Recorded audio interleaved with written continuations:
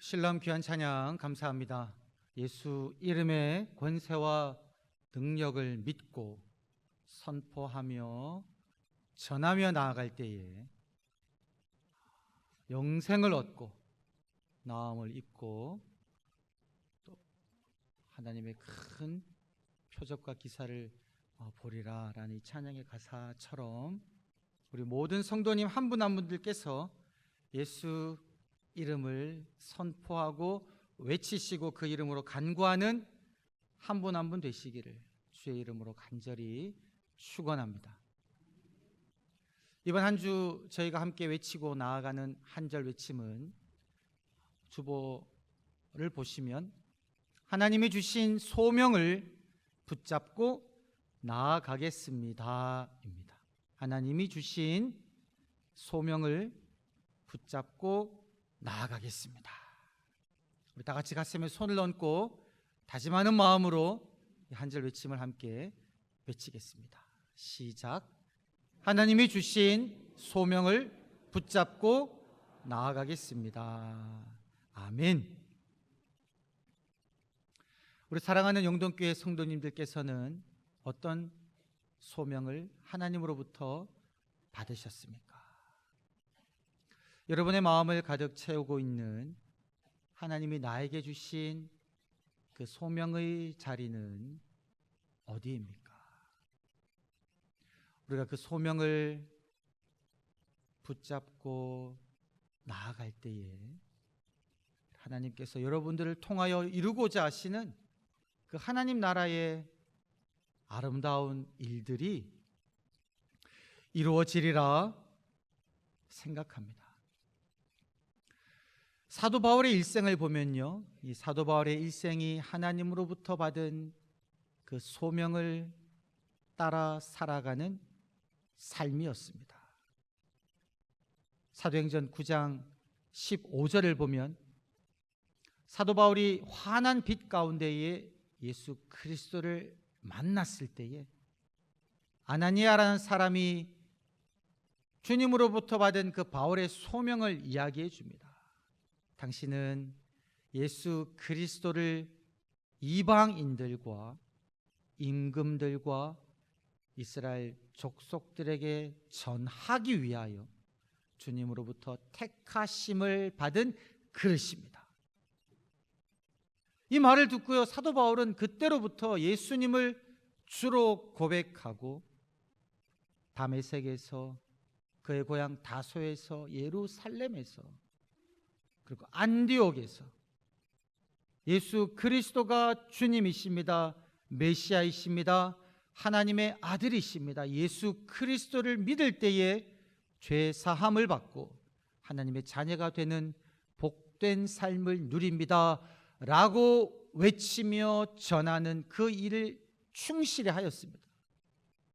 1차, 2차, 3차 전도여행을 통하여 가까운 곳에서 뿐만이 아니라 아시아에서 그리고 유럽까지 나아가서 주님의 복음을 전하는 것을 게을리하지 않았다는 거죠. 정말 소명을 이루기 위하여 전진하는 그러한 삶이었습니다. 이러한 사도 바울은 사도행전 20장의 말씀에 따르면 하나님이 내게 주신 소명 곧 은혜의 복음을 전하는 것을 마치려 하면은 나의 생명조차도 조금도 아끼지 않겠습니다. 목숨 다해 이 소명을 이루는 삶을 살았다라는 거죠. 그래서 사도 바울은 결박과 환난이 기다리고 있음이 너무나도 분명한 예루살렘으로도 주저하지 않고 올라갔다라는 거죠. 여러분, 이렇게 하나님으로부터 받은 소명을 이루는 삶은 얼마나 기쁨과 감격이 충만한 삶일까요? 예수 그리스도를 증거할 때 그 복음을 듣고 믿지 않는 자들이 주님을 영접함으로 말미암아 하나님의 자녀가 되는 그 놀라운 은혜를 받고 살아가는 모습들, 하나님이 자신이 전하는 그 복음으로 인하여 예수의 이름을 선포할 때에 오늘 우리 실로암 찬양대가 찬양한 것처럼 표적과 기사가 일어나는 것을 목도하였을 때 여러분, 그 마음에 얼마나 큰 기쁨으로 가득 행복했었겠느냐는 말이죠. 참으로 행복한 삶, 기쁜 삶이었을 것 같아요. 그러나 여러분, 사도 바울의 일생을 보면요, 온전히 즐거운 일만 있지는 않았다라는 겁니다. 소명의 길에 순종하며 나아가지만 때로는요, 어려움이 있었다라는 거죠. 이 어려움이 여러분 한 번만 일어나면 견딜 수 있겠지만, 이 어려움이 반복적으로 일어나다 보면 어떻습니까 여러분? 우리도 누가 이렇게 한번 가볍게 퉁 치면 그냥 넘어가고 견디지만, 이 충격이요 계속 반복적으로 지속되면 어떻습니까? 우리의 마음은 점점 무너질 수가 있다라는 거죠. 한때는 소명을 이루는 삶이 너무나도 기쁘고 감사했지만, 그 걸음 속에서 겪게 되는 어려움으로 인해서 마음이 힘들 때가 있다라는 거죠. 걱정하고 염려되고 때로는 의심이 되기도 하는 그런 마음의 상태에 이를 때가 있다라는 겁니다. 여러분, 지금 사도 바울이요 예루살렘에 도착하지 않았습니까? 단단히 마음 먹고 갔죠. 결박, 환란이 기다리고 있다고 하니까 얼마나 단단히 마음 먹었겠습니까? 아니나 다를까 예루살렘에 도착하니까 그 예루살렘 교회의 수장인 야고보가 그 상황을 전해줍니다. 예수 믿는 사람들 중에도 당신이 율법을 지키지 아니하고 우리의 관습을 무시한다는 이야기를 들은 사람들이 많다. 수만 명이다. 그 말을 듣고 사도 바울은 더 이상 분쟁을 일으키지 않기 위해서 어떻게 합니까? 서원 의식을 행합니다. 성전에 가서 일주일 동안 서원을 이루는 데 대한 결례 의식을 행했다라는 거죠. 그런데 그 자리에서 유대인들이요 앞뒤 따지지도 않고 잊지도 않은 사실을 가지고 사도 바울을 죽일 듯이 때리는 거죠. 달려 들어가지고 죽일 듯이 그를 친다라는 겁니다. 근데 그러한 상황 속에서도 바울은 아무런 소리지 않았습니다. 내가 이제 죽을 수도 있겠구나라고 생각하며 막고 있었겠죠. 그런데 그때 천부장이 나타나서 그를 구해줍니다. 이때 바울은요 천부장에 요청합니다. 자신을 죽이려고 치던 그 유대인들에게 내가 무엇을 믿고 있는지, 내가 어떻게 예수 그리스도를 만났는지, 예수님은 어떤 분이신지 그들에게 증거하죠. 복음을 전하는 겁니다. 이 복음의 소식을 듣고 있을 때 이들이 변하는 것이 아니라 그 말을 듣고는요 이들이 그렇게 반응합니다. 이 자는 더 이상 살려둘 가치가 없는 사람이다 라고 분을 내면서요 막 자신들의 옷을 집어 벗어 던지고는요 땅에 티끌을 막 날리는 겁니다. 여러분, 그 모습을 상상해 보십시오. 내가 한 것은 잠잠히 내가 어떻게 예수님 믿게 되었는지에 관해서 이야기한 것뿐인데, 그들은 나를 향하여 이 사람은 살려둘 가치가 없는 자라고 나를 평가하고 나를 향하여 분노하며 옷을 집어던지며 티끌을 날릴 때에 여러분, 바울의 마음이 어떠했겠습니까? 그래서 천부장이 이거 큰일 났다 싶으니까 바울을 병사들을 시켜서 위로 들어 올리고는 영내로 들여보내잖아요. 그리고 그 다음날 다시금 공회를 모아서 바울이 모인 대제사장들과 유대인들에게 이야기합니다. 나는 이때까지요 모든 일에 양심의 거리낌이 없도록 행동했습니다. 내가 지금 신문 받는 것은 죽은 자를 위한 소망, 즉 부활로 인하여 신문 받습니다. 이 말 했는데요, 이 말을 하니까 그 대제사장이 저 사람의 입을 치라, 율법에 따른 재판도 하지 않고 그냥 사도 바울의 입을 치라라고 이야기하고요, 이 바울의 말로 인해서 그곳에 분쟁이 일어났다라고 성경은 기록하고 있는데, 그 분쟁의 정도가 어느 정도였냐면요, 지금 모여들어 있는 그 바리새인과 사두개인들이 바울의 말을 듣고 막 분쟁하는 그것이 얼마나 극심했으면 천부장이요 그렇게 말하면서 바울을 영내로 드립니다. 바울이 저들에 의하여 찢겨질까 하여. 여러분, 도대체 어떤 상황인 겁니까? 어떤 상황이길래 사도 바울이 나는 일평생 양심에 거리낌이 없이 행동했고 나는 지금 부활에 관한 소망 때문에 신문 받는다 이 말했는데 저들은 바울을 찢어 발길듯이 그렇게 분쟁하는 이 상황, 여러분, 이것이 지금 바울이 겪고 있는 상황이다라는 겁니다. 그날 밤에 로마 군대 영내에 갇혀 있는 바울이 어떤 생각을 했을까? 성경은 기록되어 있지 않지만 우리들은 상상해 볼 수 있을 것 같습니다.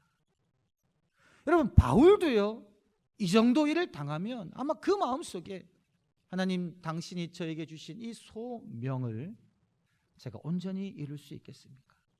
저들이 도대체 저의 말을 듣지 아니하는데 제가 계속해서 이 말을 증거할 수 있겠습니까? 주님, 저를 이곳에 보내신 것이 맞습니까? 이런 여러 가지 생각들이 그 마음속에 들었을 수도 있다라는 겁니다. 결박과 환난이 기다리고 있다고 하여 마음을 먹고 왔지만 그곳에서 그가 겪게 되는 일들이 그의 마음으로 붙잡기에는 너무 힘든 일이다라는 거죠. 그래서 어쩌면 바울도요, 그의 마음속에 이러한 어려움으로 인해서 마음의 흔들림, 불안, 걱정이 있을 수도 있다라는 거죠. 여러분, 성경에 보면 믿음의 조상 아브라함도요, 비슷한 것을 경험했음을 우리들은 알 수가 있습니다. 하나님께서 아브라함을 부르셔서 네가 알지 못하는 내가 지시할 땅으로 가라, 내가 너로 하여금 복이 되게 하겠다라고 말씀하셨을 때 아브라함은 그 하나님의 부르심, 소명을 붙들고 그가 알지 못하는 하나님이 지시한 땅으로 나아갔습니다. 내게 약속의 아들을 주어 너로 하여금 내 민족이 창대하게 하겠다, 세상의 모든 민족들이 너로 말미암아 복을 받게 하겠다라는 그 약속을 붙잡고 나아갔는데요, 그런데 어떻습니까? 10년이 지나고 20년이 지나도 그의 아내에게는 아이가 생기지 않습니다. 하나님의 약속을 붙잡고 왔는데 그의 마음은, 여러분, 흔들리기 시작했다라는 거죠. 창세기 15장을 보게 되면 하나님께서 아브라함에게 나타나셔서 아브라함아, 나는 너의 방패요 너의 지극히 큰 상급이다 라고 말씀하셨을 때 아브라함은요, 그 말을 이제는 믿음으로 아멘으로 하지 못하는 상황에 이르렀습니다. 하나님께서 저에게 자식을 주지 않으셨습니다. 그래서 이제는 저희 집에서 길리운 엘리에셀이 저의 뒤를 이을 것입니다 라고 하나님께 이야기하는 겁니다. 그리고 아브라함은 아내 사라의 권유를 받고 여종 하갈을 통해서 대를 이으려고 노력한다라는 거죠. 하나님이 자식을 주지 않으니 그의 마음이 흔들려서 이러한 말과 이러한 행동을 했다라는 거죠. 그로 인해서 아브라함의 가정에는요, 어려움이 있지 않았습니까? 기다려도 약속의 자녀, 아이가 태어나지 아니하니 아브라함의 마음은 점점 걱정, 염려, 의심이 들었을 것이다 라는 거죠.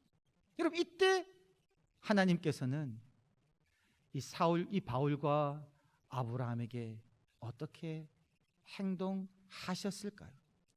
오늘 이 자리에서 예배드리고 있는 우리 사랑하는 성도님 중에서도 하나님께서 주신 그 소명을 붙잡고 내가 열심히 달려왔는데 내가 그 소명의 자리에서 겪게 되는 여러 가지 어려움들로 인하여 내 마음이 흔들리고 무너지고 하나님이 주신 그 소망에 대한 확신이 희미해져 가고 있을 때 하나님께서는 여러분들에게 어떻게 나타나실까요?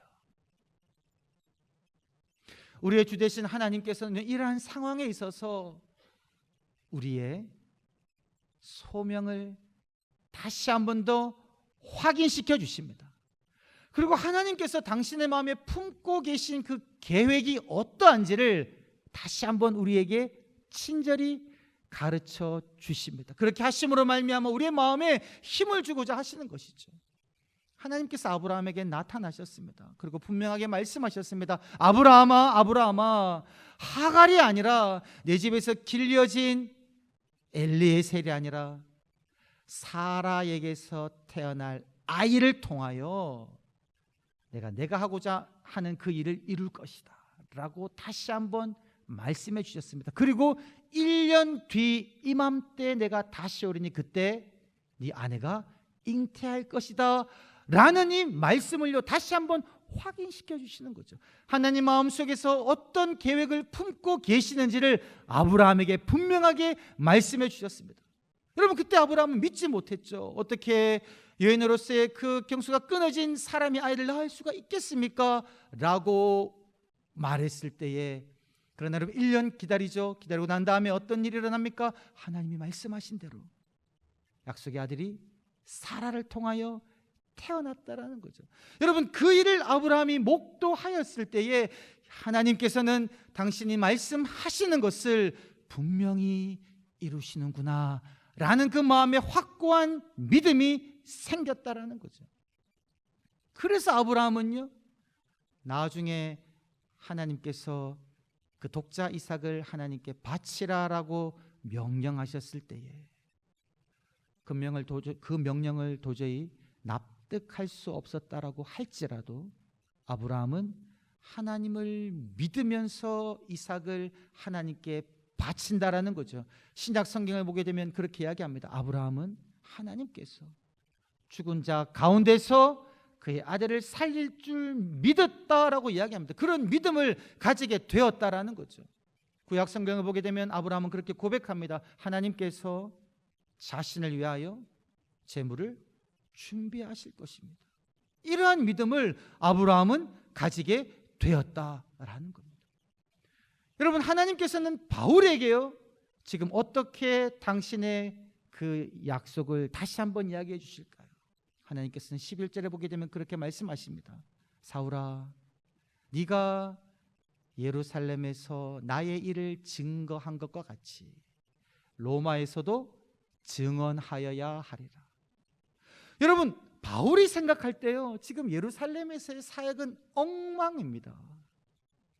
예수님에 관한 이야기를 증거했었어도 사람은 반응을 보이지 않고 오히려 분노하며 자기를 죽이려고 했거든요. 그런데 하나님께서 그렇게 말씀하신 거예요. 네가 예루살렘에서 나의 일을 증언한 것 같이 열매가 맺혀지지 않아도, 일이 제대로 되고 있는 것 같지 않아도 내가 예루살렘에서 복음을 증거한 것 하나님이 받고 계시다라는 겁니다. 그리고 하나님의 계획은 예루살렘에서 끝나는 것이 아님을 그는 알게 되었습니다. 예루살렘에서 죽을 각오하고 올라왔는데, 죽을 수도 있다라고 여겼는데, 지금 하나님의 계획은요 예루살렘이 끝이 아니라 네가 예루살렘에서 나의 일을 증언한 것 같이 로마에서도 증언하여야 하리라 라는 말씀을 분명하게 주셨다라는 거죠. 이제 바울의 마음속에는 새로운 소명이 생겼습니다. 새로운 계획이 생겼습니다. 하나님이 주신 그 계획, 내가 로마에까지 가게 되겠구나. 이 소명을 그는 다시 한번 붙들 수 있게 되었다라는 거죠. 여러분, 이렇게 하나님의 계획을 알게 된 자, 하나님으로부터 소명을 받은 자에게 필요한 태도는 무엇일까요? 그것은 다름 아니라 담대함입니다. 담대함. 오늘 11절 말씀이 어떻게 시작합니까? 그 밤에 주께서 바울 옆에 서서 말씀하시기를 담대하라. 담대하라. 네가 예루살렘에서 나의 일을 증언한 것처럼 로마에서도 증언하여야 하리라. 이 일을 네가 하기 위하여 너에게 필요한 것은 담대함이다라는 겁니다. 여러분 어떻습니까? 여러분들은 담대함이 마음에 있으십니까? 우리는 그렇게 여길 수 있습니다. 여러분, 사람에 따라였어요. 어떤 사람은 성정상 그의 성품이 견고한 사람이 있습니다. 두려움을 모르는 사람이 있어요. 어떤 일이 일어나도 담대히 그냥 갈 길을 쭉 가는 사람이 있습니다. 이런 성품적인 담대함을 하나님이 요청하시는 것일까요? 여러분, 아무리 나의 성격이 성품이 담대함이 있다고 할지라도 그 담대함은요 결국은 무너질 수 있습니다. 왜? 우리는 연약한 인간이기 때문에 그래요. 여러분, 신약에서 혈류병으로 고통받고 있었던 여인 이야기가 있지 않습니까? 이 여인은요 그 마음에 단호함이 있었던 것 같아요. 이 병에서 낫고자 하는 정말 그런 마음이 있었습니다. 결연한 의지. 그래서 고침받기 위해 수많은 의사를 찾아다닙니다. 그래도 안 될 때 예수에 관한 소식을 듣죠. 그래서 이 여인은 생각합니다. 내가 예수님에게 다가가서 그의 옷자락을 만지기만 하면 병을 나을 수 있겠다. 이 생각을 하고 난 다음에 이 여인은 주저하지 않고 무리들로 둘러싸여 있는 예수님에게 나아갑니다. 부정한 병이거든요. 사람 앞에 나설 수가 없는 병입니다. 그런데 이 여인은 담대함을 가지고 단호함을 가지고 그냥 그 무리 속으로 돌진하는 겁니다. 그리고 예수님의 옷자락에 손을 잡았습니다. 그때 그 병이 나은 걸 느낀 거예요. 근데 그때 예수님께서 말씀하시죠. 누가 내 옷에 손을 대었느냐 하고 주변을 돌아보시니까 이때 이 여인이요 당당하게 나서지 못합니다. 그 마음에 무엇이 찾아왔을까요? 두려움이 찾아온 거죠. 들킬 것에 대한 두려움이 그 마음속에 찾아온 겁니다. 그래서 숨었습니다. 내가 이곳에 온 것을 알면 사람들이 나를 율법을 어긴 사람이라고 해서 질타하고 나를 죽일 수도 있겠다라는 그 두려움의 뒤로 숨었죠. 그때 예수님께서는 이 여인에게 그렇게 말씀하십니다. 안심하라. 내 믿음이 너를 구원하였다. 안심하라. 오늘 이 담대하라는 그 단어와 동일한 단어가 다르게 번역되어 있는 거예요. 안심하라는 겁니다. 예수님이 말씀하실 때 사람들의 질타가 두려워 숨었던 한때는 단호함을 가졌던 이 여인이 그 마음에 평안이 찾아오는 거예요. 여러분, 우리가 어떻게 담대할 수 있을까요?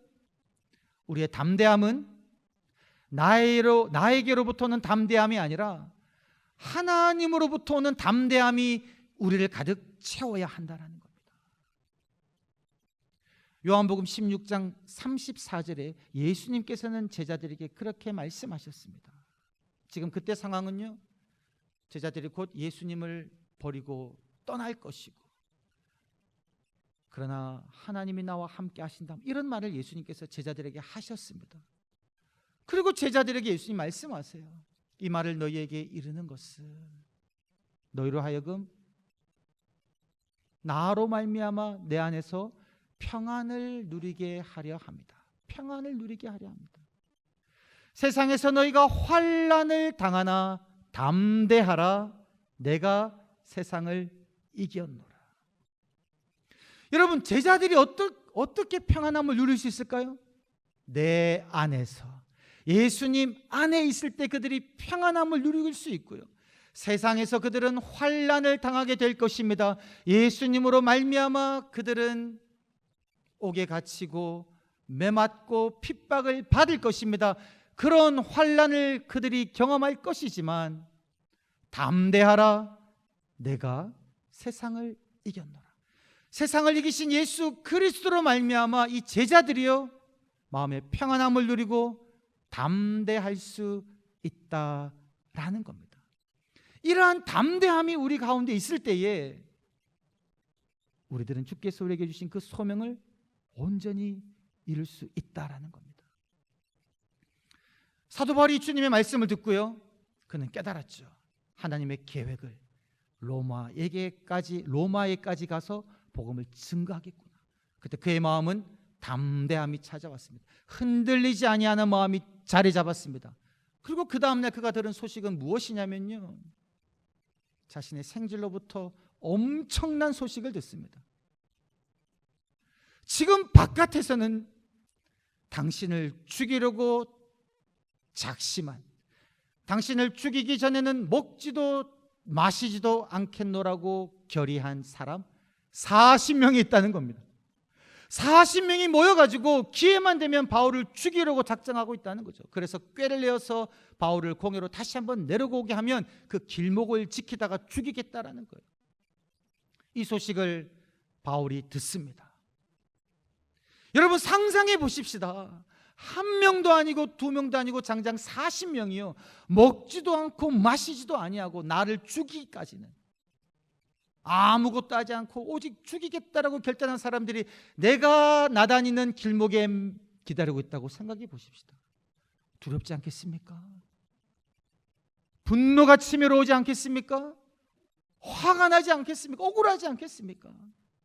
그런 일을 지금 바울이 들었다라는 거죠. 이런 말씀을 보면요, 바울의 마음에 아무렇지도 않은 것 같아요. 그냥 그렇게 잠잠히 일을 해결합니다. 천부장에게 생지를 보내어가지고 이 일을 이야기하도록 하고요, 그냥 이 일을 천부장에게 맡겨버립니다. 알아서 해결하라는 거죠. 그리고 천부장은 절차에 따라 바울을 보호해서 가이사랴로 데리고 갑니다. 어떻게 그런 태도가 가능했을까? 그의 마음속에는요, 하나님이 지금 자신을 통하여 이루고자 하시는 그 일을 들음으로 말미암은 담대함, 흔들리지 아니하는 그 마음이 자리 잡았다라는 거죠. 여러분, 넬슨 만델라를 아시죠?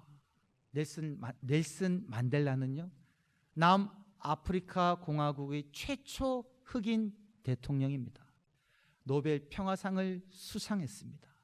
그런데 넬슨 만델라가요, 반정부 투쟁한 것 때문에 1962년도에 종신형을 선고받고 복역하게 되었습니다. 종신형이에요. 근데 그가 이루고자 했던 것은 무엇이냐면, 남아프리카 공화국에 있는 흑인과 백인이 차별 없이 평화를 이루며 사는 그 나라를 꿈꿨습니다. 이 넬슨 만델라가 기독교인이거든요. 하나님이 주신 그 비전과 소망을 그는 품고 이 나라를 흑인과 백인이 서로 대결하며 다투는, 차별하는 그런 나라가 아니라 함께 평화롭게 사는 나라를 꿈꾸었다는 거죠. 그것 때문에 그는 감옥에 가서 종신토록 있게 되었다라는 거죠. 그것이 얼마나 열악했냐면요, 몸 한 곳 편안하게 누일 수도 없었고요, 낮에는 내리쬐는 태양 밑에서 석회석을 채굴하는 그런 고된 노동을 종일 합니다. 정부는 그의 마음을 힘들게 하기 위하여 가족 간의 면회도 철저히 통제합니다. 그의 사랑하는 아들이 교통사고로 죽게 되었는데요, 그가 감옥에 있을 때 그는 사랑하는 아들의 장례식에도 참여할 수 없는 상황이었다라고 그럽니다. 이런 상황에서 이 넬슨 만델라가요, 나중에 쓴 그의 자서전에서 그렇게 기록해 두었습니다. 자유를 향한 긴 여정이라는 자서전에서 그는 그렇게 기록합니다. 나는 단 한 번도 내가 감옥에서 죽음을 맞이하게 되리라고 생각해 본 적이 없었다. 나는 단 한 번도 감옥에서 죽음을 맞이하리라고 생각해 본 적이 없었다라는 거예요. 종신형을 선고받았는데 그는 그렇게 이야기합니다. 나는 언젠가는 자유인으로서 발 밑에 풀의 감각을 다시 느끼고 햇볕 아래서 걷게 되리라는 것을 알고 있었다. 여러분, 하나님으로부터 받은 그 소명을 그가 이루기 위해서 그가 평생 바쳤을 때 그 환난 속에서도, 그 어려움 속에서도, 종신형을 선고받는 그곳에서도 그는 흔들리지 아니하는 그러한 마음을 붙잡고 있었다는 거죠. 그는 결국 27년 뒤에 감옥에서 나오게 되고요, 마침내는 남아프리카 공화국의 첫 흑인 대통령이 되고요, 그가 대통령이 되고 난 다음에 백인을 그냥 처벌만 한 것이 아니라 그는 화해를 통해서 그 나라를 온전히 세워나가는 그런 위대한 일을 했다라는 거죠. 여러분, 우리의 주 되신 예수 그리스도는 어떠합니까? 우리의 주 되신 예수 그리스도께서는 하나님으로부터 온 세상을 구원하는 그 소명을 받았습니다. 그 소명을 이루기 위하여 우리 주님께서는 십자가를 지셔야 되셨죠. 그 십자가에서 모진 고통을 당하시고 죽으실 때도 우리 주님께서는요, 그 마음을 흔들리지 아니하시고 굳건하고도 담대하게 그 길을 묵묵히 걸어가셨다는 거죠. 왜 그렇습니까? 우리 주님께서는 분명히 아셨죠. 하나님의 계획을, 내가 십자가에서 죽고 부활함으로 말미암아 이 모든 인류들이 구원을 받게 되는 그 놀라운 하나님의 계획을 우리 주님께서는 분명하게 아셨기에 그 길을 묵묵히 걸어가셨다라는 사실입니다. 우리가 고난주간마다 부르는 찬양 중에 찬송가 150장 갈보리산 위에라는 찬송가가 있습니다. 여러분, 그 찬송가 후렴을 보게 되면 그렇게 됩니다. 최후 승리를 얻기까지 주의 십자가 사랑하리. 빛난 멸류관 받기까지 험한 십자가 붙들겠네. 여러분, 이 찬양을요 우리가 고난 주간에만 부를 것이 아니라 매일매일 불러야 될 것 같아요. 하나님께서 우리에게 주신 그 소명의 자리는 십자가의 자리입니다. 험한 십자가의 자리입니다. 그러나 그것은 여러분 실패의 자리가 아니라 우리를 통하여 하나님께서 당신의 놀라운 계획을 이루실 위대한 자리라는 거죠. 그 최후 승리를 얻기까지